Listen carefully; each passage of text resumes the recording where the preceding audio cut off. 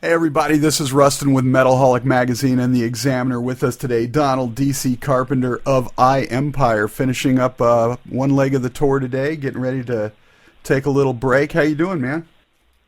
Oh man, I'm tattered. I'm torn. Oh no, I feel great, man. We've been out here plugging away for a while, and we're starting to see our first trickles of progress, and we're excited to get to go home and share some of that with our family. Nice. So last time you and I talked was March of last year, and you had just released the initial version of Moment of Impact. Since then, a lot of things have changed. You just re-released it as a double album last month, I believe. You got new management in SKH, Steve Karras, Yep. and new drummer in the band. Will Hunt's no longer with you. Tell us a little bit about what's been going on over the last year and a half and all the changes and everything. Well, we always look at it as an evolution and kind of progression. We're trying to do something that's different. This business is in a transition, and we're trying to figure out where we can fit in with that. And one of the unique ways that we did keep this thing kind of going and evolving was putting out some of those limited releases, which you could only get from us. And it was successful. It was successful because it gave us the ability to create a one-on-one relationship with a lot of these early fans, which is something that you don't normally get to do. As a national band, usually you can start out as a local band and you can really develop that kind of fan base. But for us, it was a unique way for us to kind of, progress the situation and build some fans along the way. And all that turned into the 2-disc release, like you were saying, which we actually distributed to, the Best Buys and the FYEs and the iTunes of the world, to really get out there in mass market. The drummer scenario, we were looking for that final piece, and we did have Will, who was interested, but was extremely still committed to the Evanescence camp, and he had to take care of his responsibilities there, and that kept the search going, and we turned out with Ryan Bennett Oxendine, who did play with the band Texas Hippie Coalition, but we feel like we saved him a little bit. So you got new thunder behind the kit there. That it's sort of a ballsy move, especially in this economic climate and the music industry being what it is, to put out a double album as your debut. Yeah, I think I understand that sentiment. Maybe especially 10 years ago, it would seem a little precocious. In the sense that there were a lot of people that were putting out records that were selling. Today, you can see where it's starting to shift back to that singles game. Even more so than it was back in the early 90s when I used to be able to pick up that, Metallica single with the live version attached to it, we figured it was the only way for us. It was in a day and age where the album is, in the day and age where the album's losing its value, we figured we would give more for your money and kind of bring that value back. Absolutely, and obviously you guys have it out with you on tour. You're selling it at the gigs and everything? Yeah, as soon as that release hit, we had the shipment about a week early. But we're selling it out here on the road. We're still selling it from our website. But like I said, you can also find it in Best Buy, FYE, online at both of those stores as well. Nice. Now, last time we talked, obviously there were 11 tracks on that initial version of it. You now got 24 tracks on this. Granted, a couple of them are acoustic renditions and a couple live renditions, but you got a handful of new songs on there and everything. Were those ones that you did in the initial writing process the first time around, or is that stuff that you've sort of put together since then? It's really interesting how it all progressed. We did a first pressing of 1,000, which had, 11, 12 track listing. Then when we did the second pressing of 1,000, there were actually 2 different songs on there. So even the limited editions, they have a couple of variant tracks on it. So when you put together this 2-disc, you have all of those songs, from those various limited releases. Plus, we did go back into the studio in January, and then the early part of actually touring, we actually finished some of those new songs up on the road at the Red Roof Inn. And, so it's, 5 brand new tracks that have never been released, never been heard. And then a couple of those tracks that, maybe you got or didn't get, on the earlier CDs. Nice. Now, for all of those out there who were sort of still new to iEmpire, if you had to pick 1 or 2 tracks on this 24-track monster to tell people to listen to first that will really sort of give them a feel for who you are, which songs would you pick? There's a new song out of there called Moment, which is, it's more of that dynamic, valley, as I would say. It's you slow it down. Sometimes you don't always have to yell things out. Sometimes you can sit down and talk about it. And that's one of those songs that's heavy in content, not heavy in tone. And I think it gives a good perspective and kind of how we're going to evolve in the future. But there's also a song in there called Revolution, which is about a 2.5-minute banger that, who knows if I'll ever be able to pull it off live, but it just really has kind of the energy that I think is that other end of the spectrum, that we try to capture as well. For us, it's a bipolar type of world. It's a bipolar type of life, and as somebody who's bipolar, I understand that, and sometimes you have to just get it out, and this is our way of doing that. Now, over the last, decade, maybe a little bit longer, America has really changed quite a bit, and I know you're pretty socially savvy and everything, and you've got a lot of deep lyrical content on a lot of your stuff. What's your take on what's going on in the world today, and how far out of whack is this country right now? Well, for me, it's really hard because you never want to come from a judgmental perspective, and I know that it's hard to kind of debate some of these topics without coming off judgmental in certain ways. Me as a person, as an individual, I'm always trying to search for truth, or I'm always trying to search for an answer within myself, which to me, says a great deal about the bigger picture sometimes. And a lot of what I see being out here on the ground, just trying to understand man, human in general. I feel that a lot of where we're at now is the natural evolution process of man, and kind of where our arrogance and lack of focus has kind of brought us to. It's for a long time, I think a lot of us have been content to say, I'm going to stay on my block, I'm going to take care of myself, and as long as I'm fine, screw everybody else. And I think nowadays, we're starting to see that, we're not inconsequential. We're very much a big part of the bigger picture and how all this turns out. And I think, you start to, I know that I personally start to notice a little bit of that complacency, that comes along with, feeling insignificant.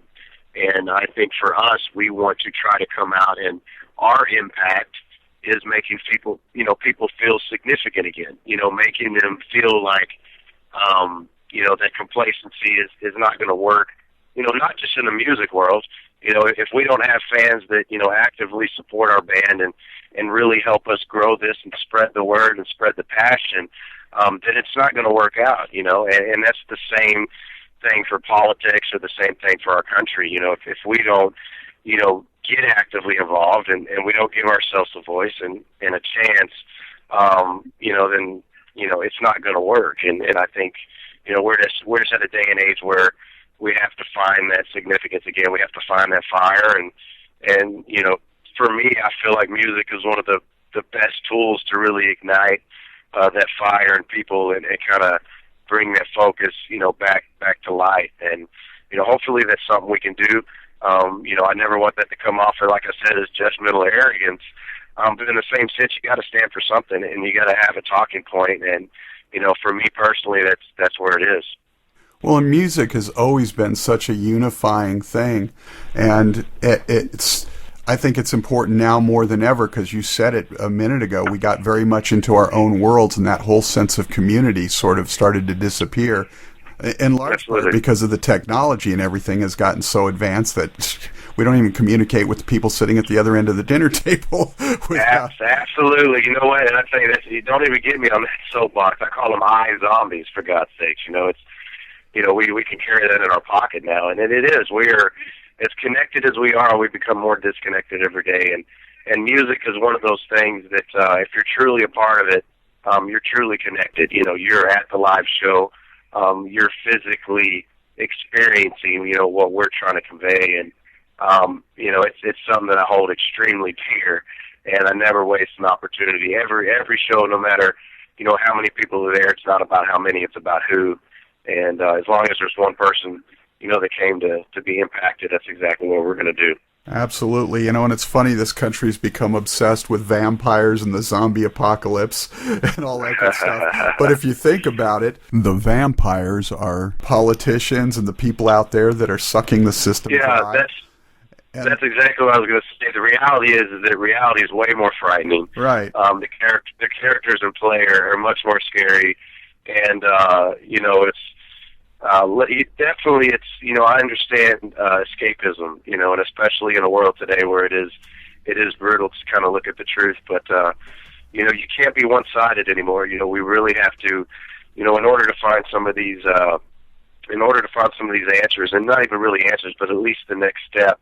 We're going to have to open our minds up a little bit and be able to see both sides of the coin, and focus a little more on how it affects the overall picture for not just us but everybody. Absolutely, because in many ways, most of the nation right now are the zombies. We are the zombie apocalypse because we're just not in tune with what's going on around. Well, that's what our song "Victim" is about: zombies under the control, victims of the system. And we have a poverty gap in this country that's growing by the day.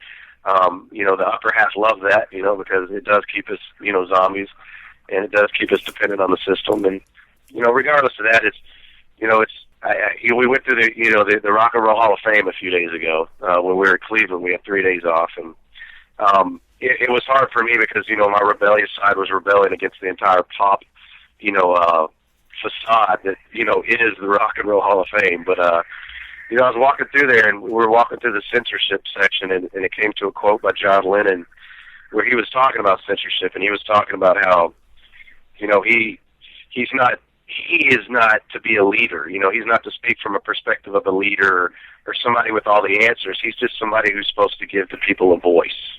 And it's only been a week, but it's really kind of stuck with me because somebody who has such a strong feeling of trying to convey those sense of empowerment, it kind of put it in perspective a little better for me, that, I can't go out there and try to be a leader in the sense of saying I have all the answers, but on the other hand, I just have to make sure that those people I'm playing for, I'm giving them a voice. And I don't know, I thought it was a beautiful moment that, had a lot of weight to it.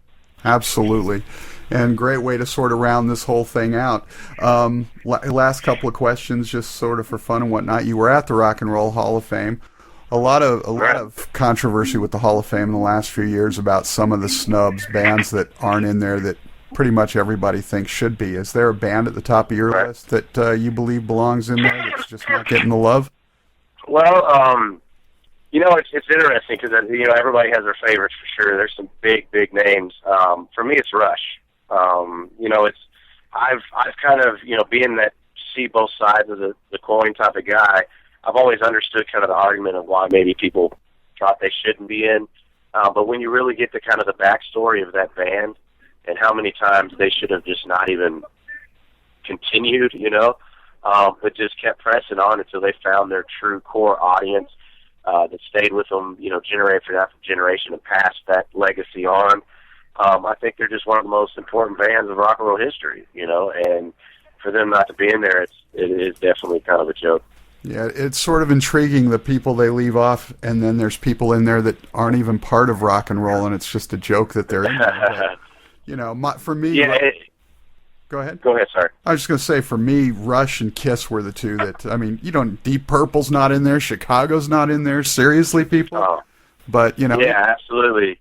It's interesting. I walked out of there calling it the Fort Knox of rock, because, you couldn't even, there's probably maybe 50 square foot of space in there where you can actually take pictures, and it's interesting. You can go to the Smithsonian in Washington, D.C., I can take a picture of the whole diamond as long as I don't use my flash, But heaven forbid we take a picture of, Michael Jackson's glittery glove. So, yeah, it's pretty interesting. I actually had a run-in with a guy there that got on to me about taking pictures and asked me if I owned it, if I owned these articles. And, I found it funny because later I found myself thinking, well, yes, I do. Everybody that walks through these doors owns this stuff, It's the fans that put the bands there. Absolutely. So last question. Thinking back, is there a particular, do you remember buying that first album, not necessarily the very first one you bought, but that first album, cassette, whatever it was, that really sort of changed your life in terms of pushing you to music? Absolutely. It's funny, I grew up in music my whole life. I grew up in Texas. It was country-based, and, my dad and my mom brought me up on Doobie Brothers and John Denver and, things that were, not of the heavy rock world by any means. And as I got older, I remember for Christmas, I was probably, I think, 6th grade or so, my cousin, she was kind of the black sheep of the family. I grew up in a country family, and she was the only other rocker like me, and she bought me the Violent Femmes and Metallica Master of Puppets for Christmas. She bought me those 2 records, and, having my knowledge of the 2 now, I don't even know where the 2 correlate together. But it wasn't the Femmes that I gravitated to. I put in Master of Puppets, and I was completely blown away by, the intro to Battery, and then just how, that sonic blast that came in the second those electric guitars hit. And, from that point on, it was, I was locked into being a rock star one day. Nice. And well on your way. Been creating great music for a long time. The new album, Impact, Moment of Impact from I Empire. Enjoy your break, your time off, and we can't wait for you to get around to the rest of the country. You guys really haven't hit the Pacific Northwest yet, I don't think, so we're looking for you to get over here. I know. Yeah, we're about to. We're gonna announce some dates coming in September where we're gonna be working our way out west, headlining, and then again probably sometime in November towards the end of the year. After we come out, we're gonna come through there with Seether and Sick Puppies and our buddies at King. So nice, King, another great band. A lot of people need to latch onto. Okay, so absolutely. DC, thanks so much for taking the time. You guys have a great show tonight. Enjoy your time off, and we will talk with you real soon, brother. No, I appreciate the insightful questioning, brother. It's always good to kind of sit down and talk, put things in perspective. Thank you. Absolutely, and we'll do it in person next time. Absolutely appreciate it, Rustin. Take care.